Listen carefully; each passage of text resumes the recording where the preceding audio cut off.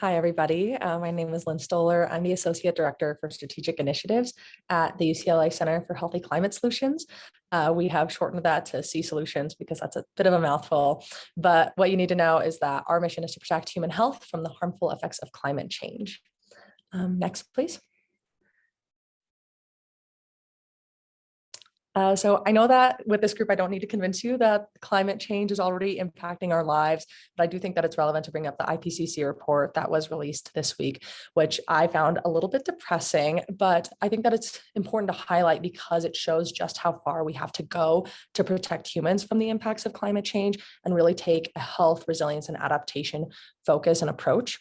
And at C Solutions, that's something that we're doing every day. And the threats that we're particularly interested in are extreme heat, wildfires and wildfire smoke. And then, of course, there's water access, food security, and sea level rise. And then we're looking not just at physical health, but also mental health and other considerations. So, climate change impacts all of our health, but there are some folks that are particularly vulnerable. And I think it's important to highlight those. So we have folks that work outdoors, the elderly, and people that have to do manual labor, being exposed to extreme heat. We have youth that have their physical health, mental health, and educational outcomes disproportionately impacted. And then also folks with pre-existing conditions like asthma or allergies. And I think it's important to note that the social determinants of health often become the social determinants of climate vulnerability, which is why we really need to take that equity and health-centered approach to our responses and our strategies.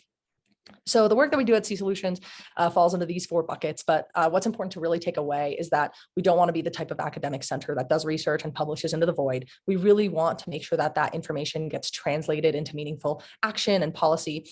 And so on the policy side, we work very closely with state and local government, as well as some work with the federal government. And that's really around understanding the health impacts of our climate response policies and strategies. And then understanding if something is maybe maladaptive or bad for human health, right? And then like if something is positive, then we can really use that to further invest in it in the future. And that overlaps a lot with our research, but we also are trying to understand unique exposure outcome relationships in our research. So how do chronic wildfire events or complexes impact folks' mental health when they can't go outside for months at a time, or they can't exercise for months at a time outdoors? And so there's also the more acute traumas and experiences like firefighters and folks that have to evacuate their homes. So it's really like understanding those relationships. And then of course, the solutions as well. And education, we work a lot with K through 12 educators. And then in partnerships, we really want to make sure that we are building resilience through community-driven efforts. And that said, I think that, all of our work is only possible through these partnerships. So I'm excited to be learning from the other speakers and to speak with other folks. And I'm hoping to get a chance to work with everybody here. So thank you very much. Really appreciate it.